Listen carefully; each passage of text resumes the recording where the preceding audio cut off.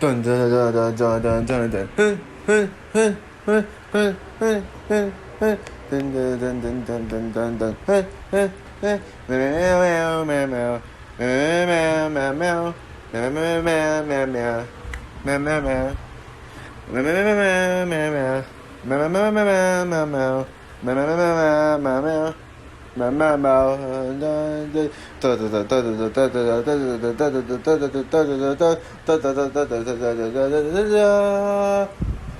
love this show. I love this show. I love this show. I love it. I love this show. I love this show. I love this show. I love it. Hey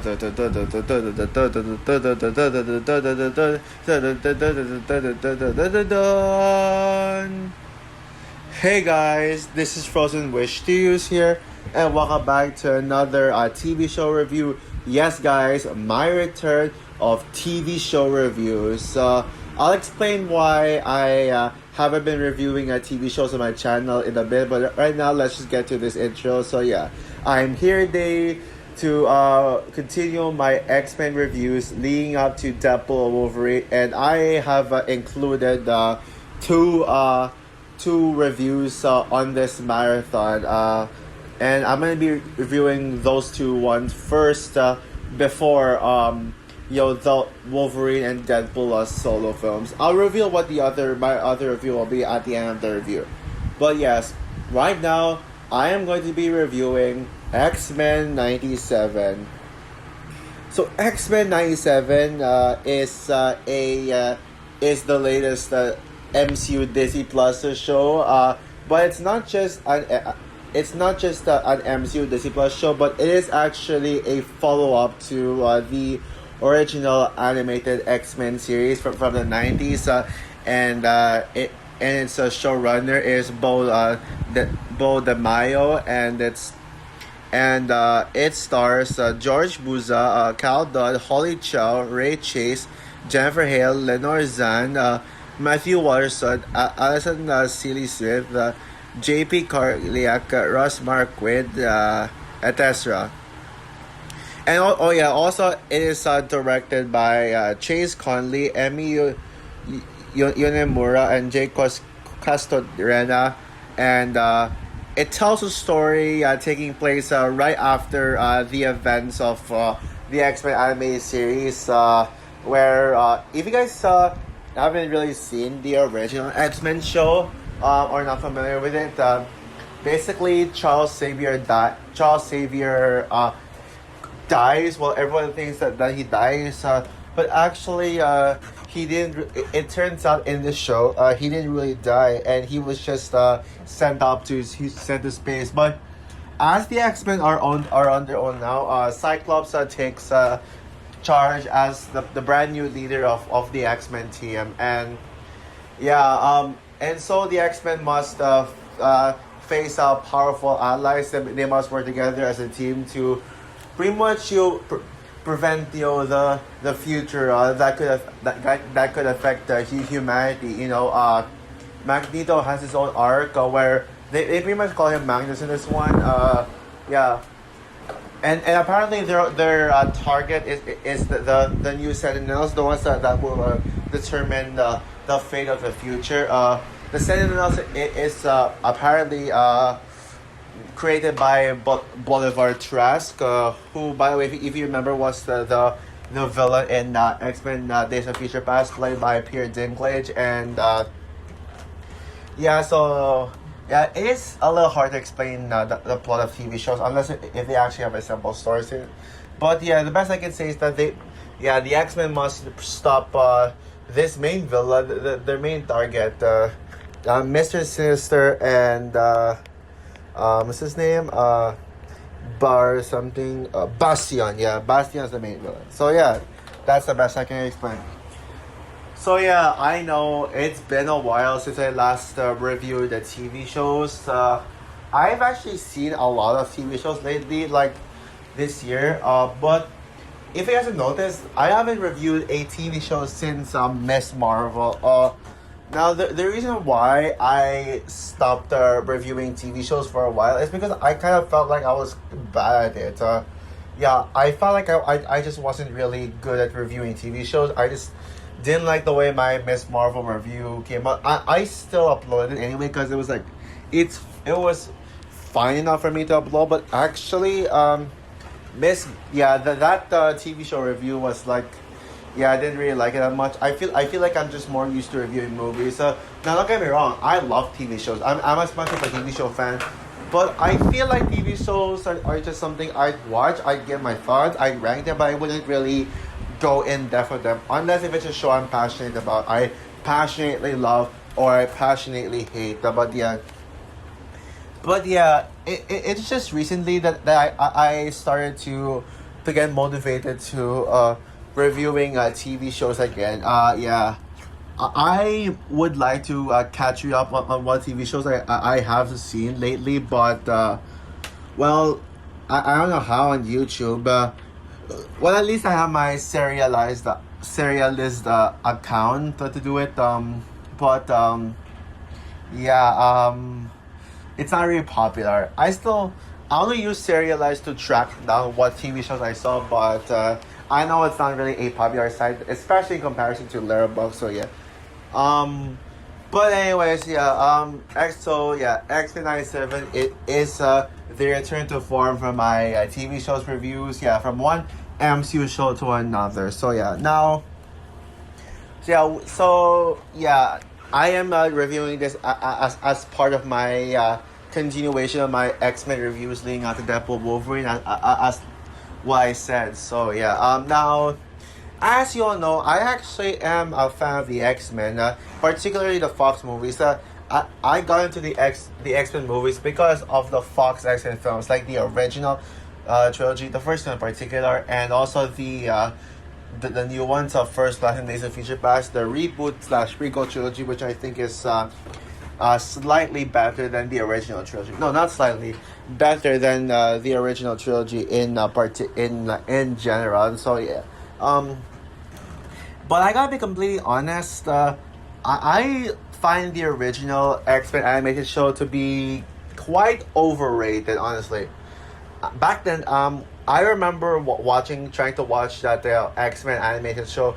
I didn't really grow up with it, but I did watch it when I was still a kid at the time. Like, but I was like past 10. I forgot when exactly I saw it. I think it was like 2015. And honestly, I wasn't really a big fan. Now, it is a well-made show, don't get me wrong. I can acknowledge it, but it just, I couldn't really get into it.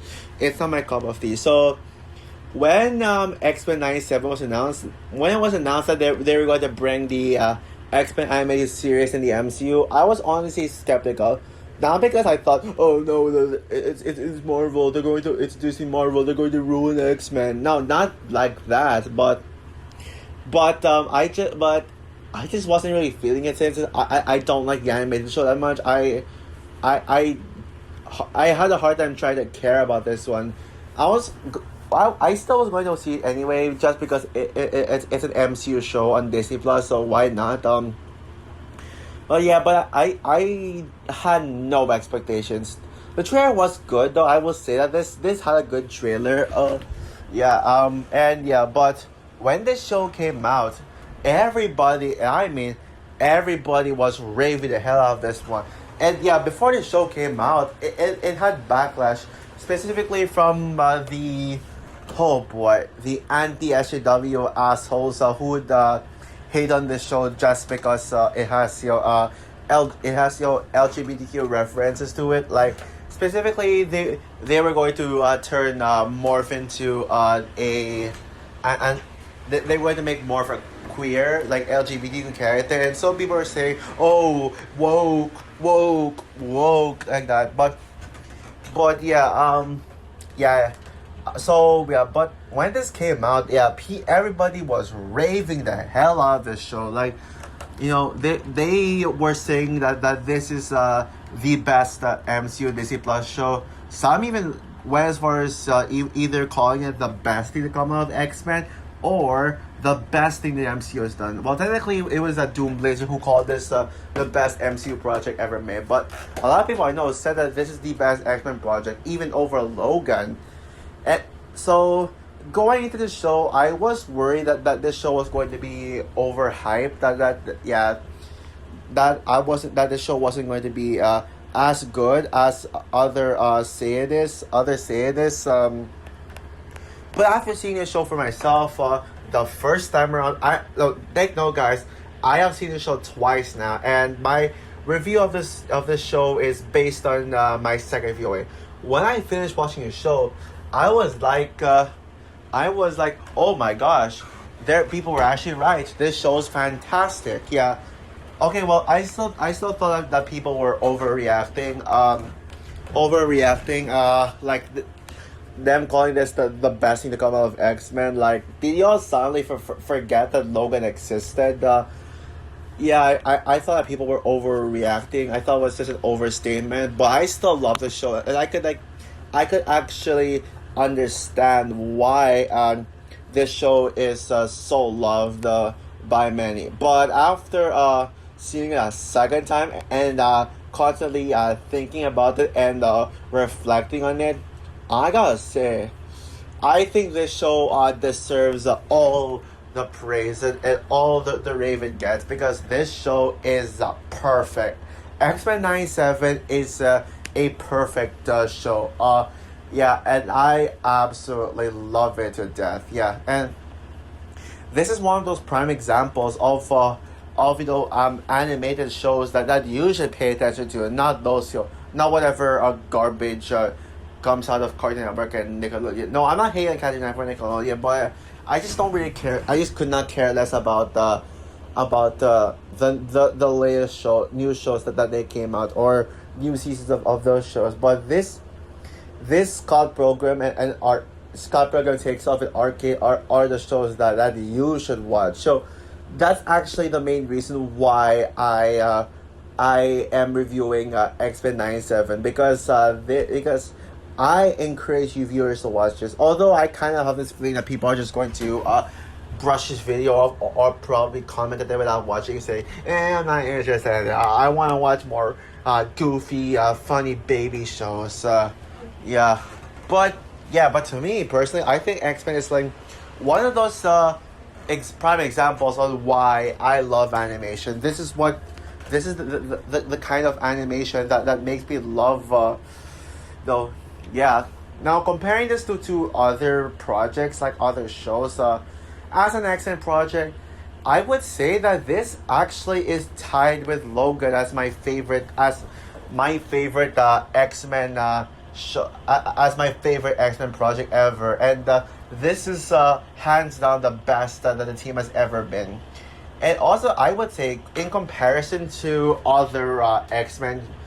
In comparison to other MCU Disney Plus shows, now I personally wouldn't go as far as saying that this is my favorite MCU show ever. That would still be Hawkeye, aka my favorite show of all time. But X-Men 97, I think this is the best one since Hawkeye.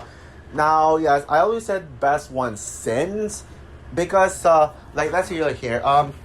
It really took a while for all these MCU shows to reach the height of Hawkeye. Hawkeye is a 2021 show, so it took like 2.5 years for this. Now, even though I absolutely adore the WandaVision, Falcon the Winter Soldier.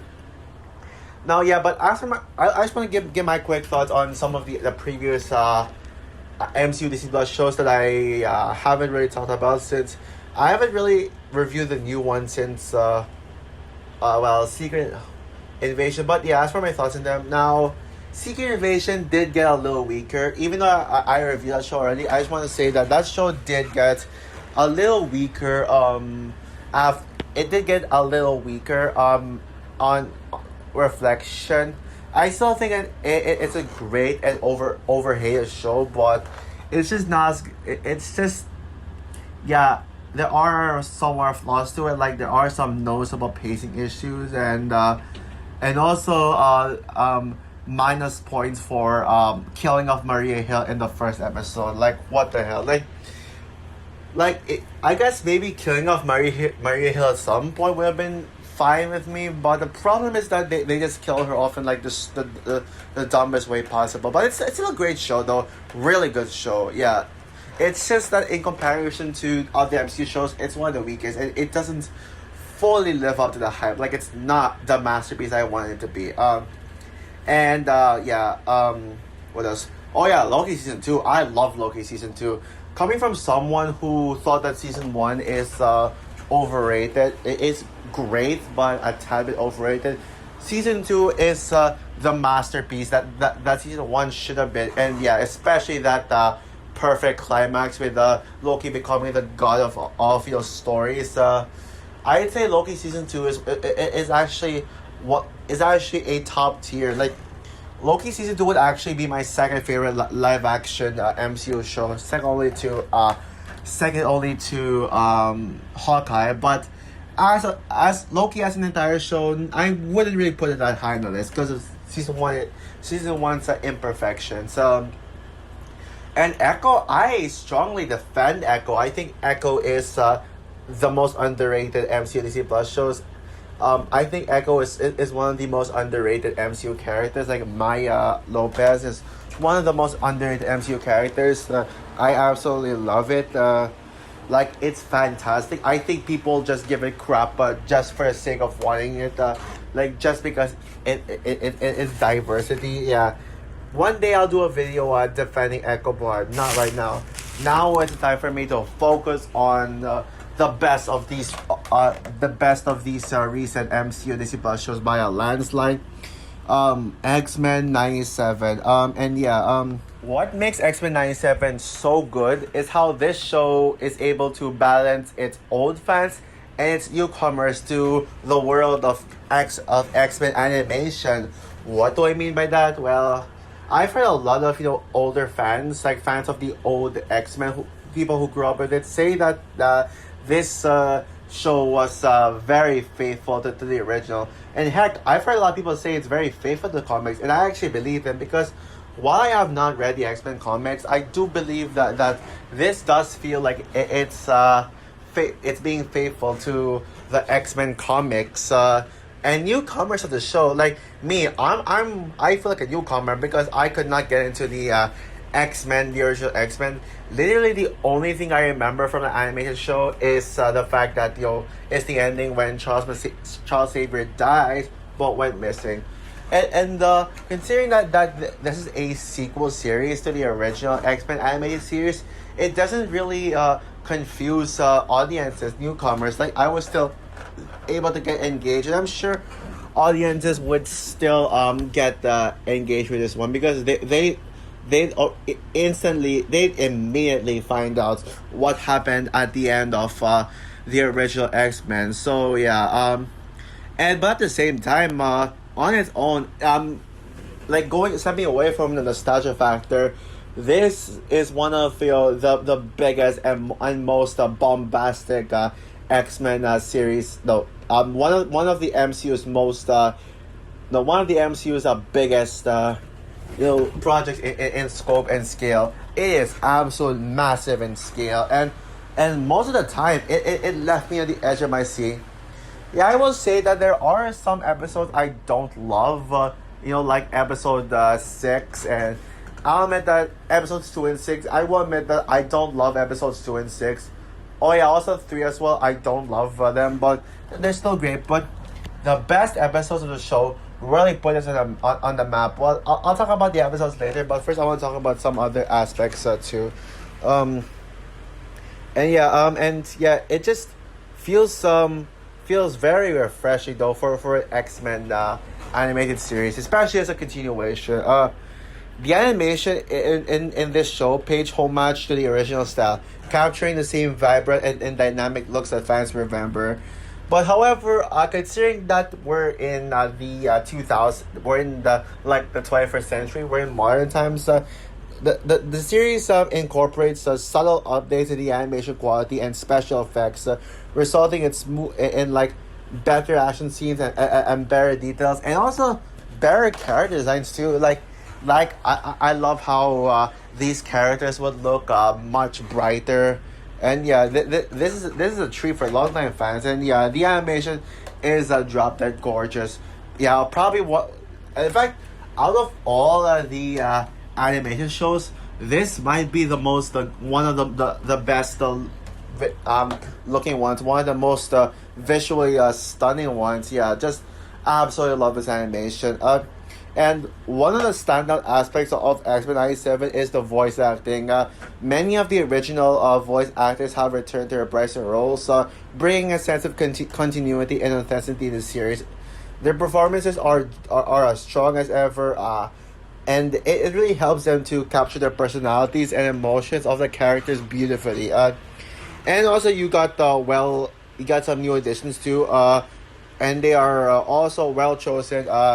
Seamlessly integrating into the existing dynamic, and you actually don't feel like they're recasted.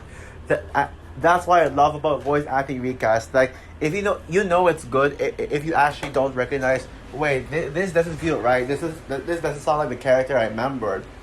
Yeah, I know I don't want to keep over mentioning Inside Out too, but I just want to give an example of Disgust and Fear. Yeah, you know how both of them were reportedly recasted from yeah.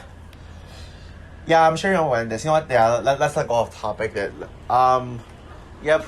And speaking of which, the voice acting, the characters in this show are very good as well, and this does something that wasn't very often done in the X Men Fox movies. Is giving all the other X Men characters a spotlight. Yeah, because one of my issues with the X Men like one of the issues I've been hearing from the Fox X Men universe is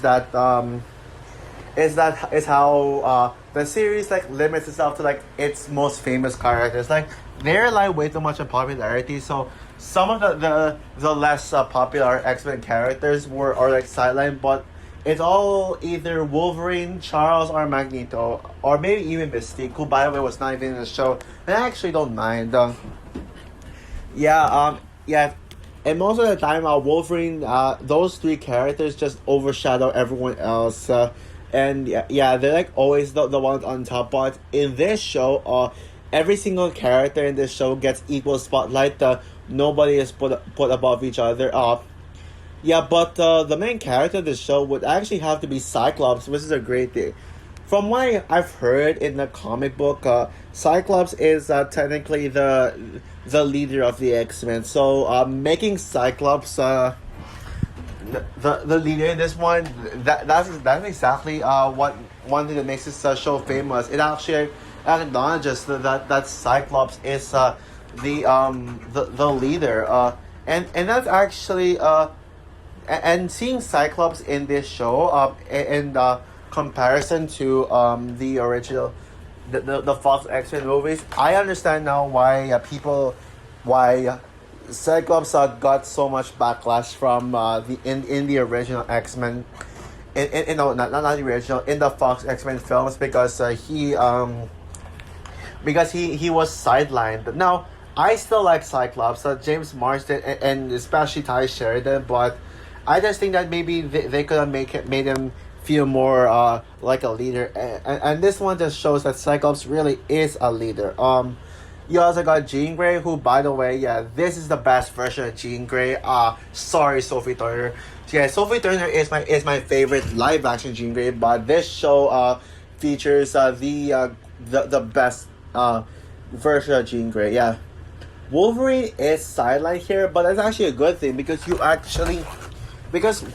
Wolverine has gotten way too many chances to overshine the other X-Men films.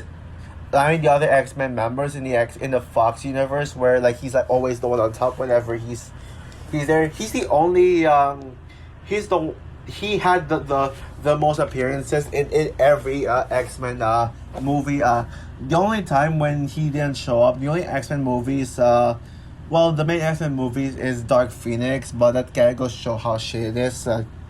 Even though Wolverine is not my favorite X-Men member, yeah. And also you got some very interesting characters too, like Like Charles is great in this one.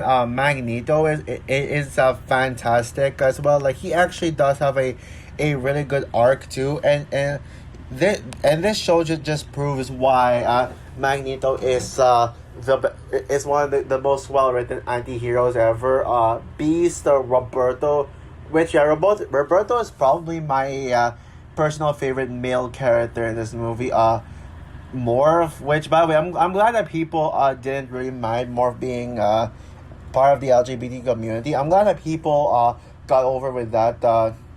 Yeah, but my personal oh yeah, also Storm is great too. Though Harry Storm is still the best version of Storm. But my personal favorite character in this movie would have to be Jubilee. Man, I love Jubilee. In fact, move aside Kitty Pryde, Jubilee, X-Men 97 Jubilee is now my X-Men crush. I still think Laura is the best X-Men character in general because like she's just so badass. But based on just who I have a crush on the most, I'd say Jubilee. But it's not because she's. I don't think she's the best character just because of her looks. Even as a character, she's just the most interesting character. She's like the character I root for the most.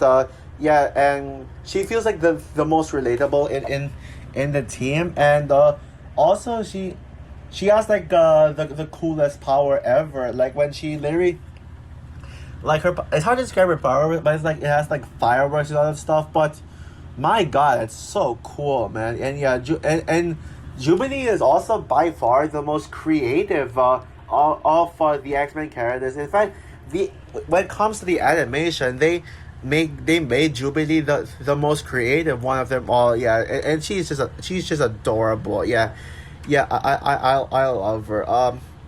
And as for the villains, yeah, I'm glad to see Mr. Sinister here. I heard that Mr. Sinister is I heard Mr. Sinister is going to be could be the villain in the MCU X-Men movies, and I'm here for it. And Bastion. Oh man, Bastion. Oh man, I can't believe I'm saying this, but Bastion is the best X-Men villain ever. Like, he is so ruthless, he is so threatening, and yeah, and even in the finale, I was like it left me wondering, how the fuck are the X-Men going to defeat him?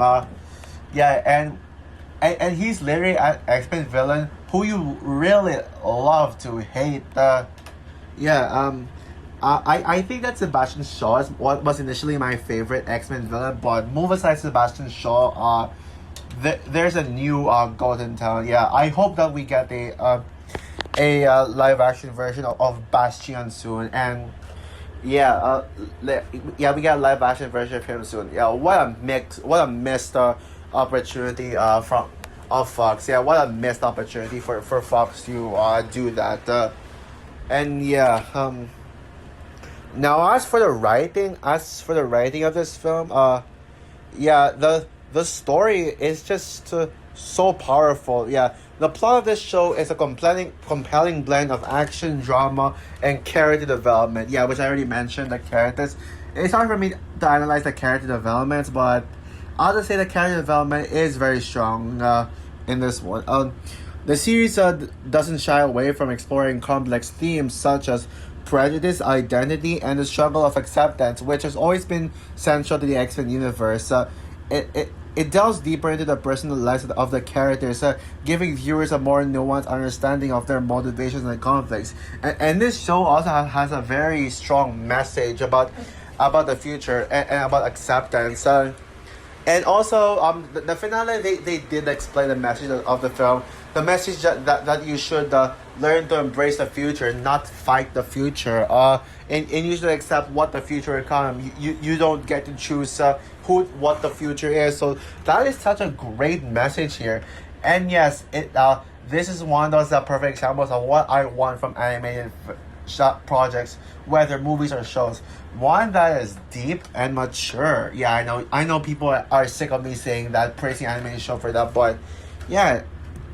And yeah, this show And yeah, this show also does introduce new characters and story arcs, which ensures that the narrative remains fresh and engaging. And yeah, the pacing is well executed too. I was never bored. Although yes, like what I said, there are some episodes that I didn't love, like episodes 2, 3, and 6. I was like, yeah, they're good, but I wasn't really like wow. I wasn't really wowed by them, but yeah, whatever an episode is so good, it leaves me on the edge of my seat. And yeah, now yeah. And also, what one thing I really love about X-Men 97 is that it manages to address contemporary social issues while staying true to its roots. The series tackles themes such as discrimination and diversity, which resonate strongly in today's world. And yeah, and this is something that people may have may view as woke, but just purely based on how good the show is. Nobody like called the show woke when it actually came out. Yeah, this is why you anti-SJWs need to be careful what you call woke or not. In fact, I encourage you guys to not say woke in general, but it's not gonna happen. Yeah, because apparently woke has become the favorite word of the mass media, which is just really annoying nowadays. And as for the episodes, yeah, well, easily my favorite episode is the finale. Episodes 9 and 10 in particular, they're both my two favorites. Now, yeah, I will admit though, I don't memorize the titles of the show, so don't expect me to say the titles because that's one thing I kind of forgot about this show, the titles. So I'll just name them by number. But yeah, episode 10 is my favorite. It's just, I mean, that cliffhanger, I did not see it coming. Brilliant cliffhanger. The scope of that, it's like an Avengers level threat. And also, yeah, the score, like, it's just, yeah, what a score that was. So whether it be just an epic score or they use the X-Men theme in the fights, which is just a brilliant and clever fit. And yeah. Yeah, and episode 9 is also really good too. Episode 9 really like got on my nerves and got on my toes. It really brought me on the edge of my seat. Like I was like, damn. But when they revealed that, okay, I'll give some minor spoilers. When Roberto and Rogue chose, oh yeah, Rogue is also another highlight I forgot to mention. When they chose to join Magneto, yeah, what a shocker. There and yeah. But yeah, thankfully, of course, they joined back the X-Men, so that was just temporary. Episode 1 is also one of my absolute favorite episodes. Like probably one of the greatest premiere episodes of any show, period. But the episode that I actually really want to talk about, I really want to speak about, is episode 4. Because when I saw episode 4, I was blown away by it. I was like, holy shit, this episode's so good. I was on my toes. I was like, damn. However, when I read their reviews of this show, they were saying that episode 4 is the weakest episode. That episode 4 is the one weak episode of the show. But like, I'm like, really? Like, why is episode 4 getting all the hate? Oh, why? Because it focuses on Jubilee. Yeah, maybe I am biased. Praising episode 4 because episode 4 focused on Jubilee, but it's not my favorite episode, but it is definitely one of the best. And I think episode 4 is underrated. Like, why does the episode get hate? Just because it focuses on Jubilee, doesn't mean that Jubilee, that doesn't mean you should hate on the episode. Like every single X-Men character gets a time to shine, like what I said earlier. So you should at least embrace that episode. That episode really will really make you appreciate Jubilee a lot more, because Jubilee was like a character that nobody really cared about. But yeah, now this show should make people care about Jubilee, and yeah, but it just sucks that people still don't care about Jubilee that much. That Jubilee is still underrated, but also there are some people who like Jubilee more now. But yeah, episode 4 is so cool. Like when Jubilee and Roberto, which by the way are the best X-Men couple, when they went inside this video game world, and they were trying to escape this, not like video game, but like well, technically arcade and video games are the same. But yeah, they were in this arcade world and they had to escape it, and then and then Jubilee actually met a future version of herself. Yeah, honestly, when it comes to those plot lines of a character, main character meeting the future character of his or herself, this one did it the best. And also, I'm referring to plot lines like Lego Movie 2 or Lightyear, or there's another one I forgot. There's another animated film where they did that, but I forgot. But basically, the main character meets a future version of himself, but then is actually evil. But in this one, Jubilee, the future Jubilee, is actually not evil. She actually helped the present day Jubilee and Roberto escape. But so yeah, that's a good thing. So yeah, I think episode 4 needs a far more appreciation. If I were to rank the episodes of the show, I would say episode 10 is easily the best one, hands down. Number 2 is episode 9. Number 3, controversial take, episode 4. Yeah, I'm putting episode 4 at number 3. Number 4 is episode 1. Number 5 is episode 8. No. Number 5 is episode 5. Episode 5 is also brilliant, and I can see why episode 5 is the fan favorite episode of the show. Number 6 is episode 8.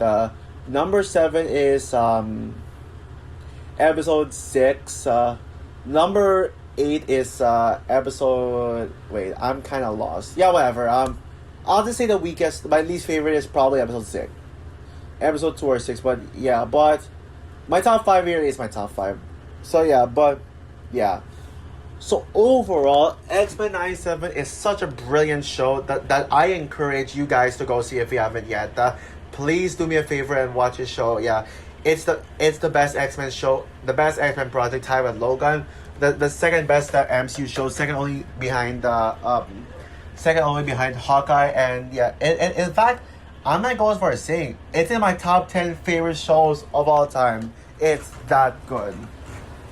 So with that said, I'm going to give X-Men 97 easily 5 stars out of 5. Perfect show. Oh yeah, and also this would be my third favorite animated show of all time, right behind the SpongeBob SquarePants and Scott Pilgrim Takes Off. Yes, I now prefer this show slightly more than Arcade, which by the way, Arcade needs a proper review. So yeah, now TV show reviews are officially back in business. I won't review them often, but yeah, I will most certainly review what's that Cobra Kai season 6. Yeah, X-Men 97 is my favorite show of the year thus far, no competition, but I already know Cobra Kai season 6 will be my true favorite show of the year, no doubt about it. So yeah, that's all for my review. What are your thoughts on X-Men 97? Do you agree with me that X-Men 97 is perfect and deserves all the hype it gets, or do you find it to be overhyped? Comment down below, like, subscribe, hit the notification bell, and stay tuned for more videos to come. Like my next X-Men review is going to be Elektra. Elektra. Since Elektra is going to be showing up in Deadpool and Wolverine, I thought why not review her solo movie. And yeah, but my next video, I will surprise you, but it's going to be a versus video. I cannot wait to do. It's inspired by Harry Thomas, by the way. And also, besides that, my Cobra Kai season 6 trailer review will definitely be done. So yeah, bye guys.